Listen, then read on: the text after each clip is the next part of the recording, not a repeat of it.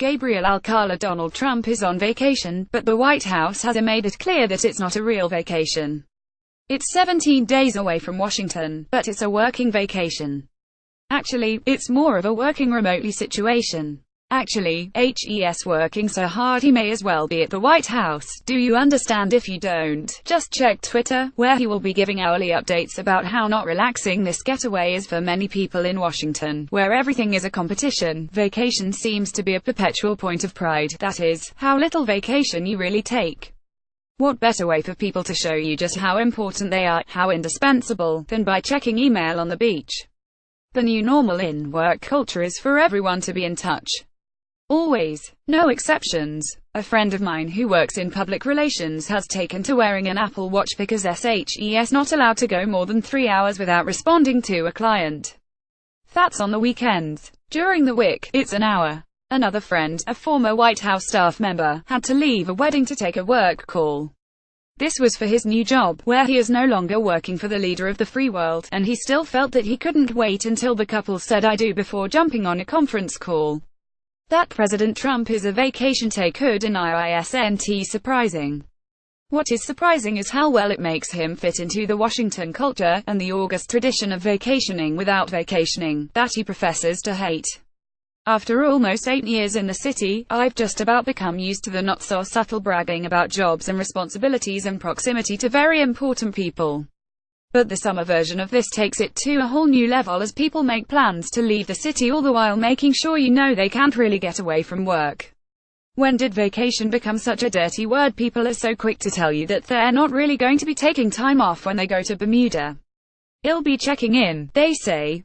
Their out-of-office replies are carefully constructed to let you know that they have limited access to email, so many apologies if it takes more than 5 minutes for them to respond to you.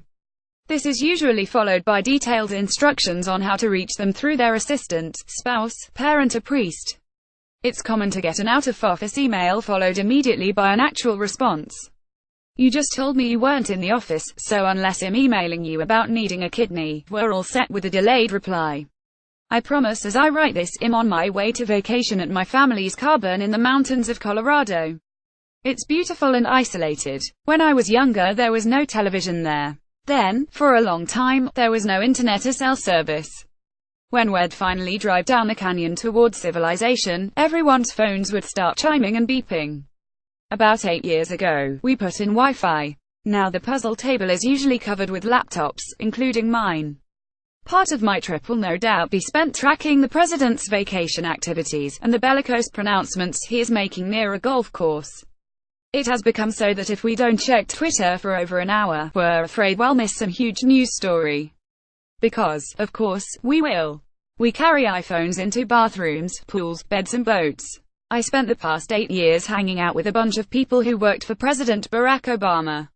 I got used to eating dinner with a group of people staring at their Blackberries. RIP BlackBerry. I guess I thought when they moved on to other jobs it would get better. It's one thing to be on call 24/7 for the president, but for a job working for a tech startup or an online retailer, you'd think we could all acknowledge that someone can eat a plate of pasta without checking email and the world will still be standing when he's done. August in Washington is quiet, sometimes in an eerie way, as if we're all waiting for something to happen. Maybe it's time that we all admit we're going to take a little break and go on vacation, a real vacation where we disconnect and imagine that we'll come out the other end a little calmer. That being said, I will be away and off email for the next few days, but if you need me, you can of course reach me by email, which I will obviously be checking. Jennifer Close is the author, most recently, of the novel The Hopefuls. A version of this opt appears in print on August 13, 2017, on page State Route 2 of the New York edition with the headline "Vacation Taker Denier in Chief."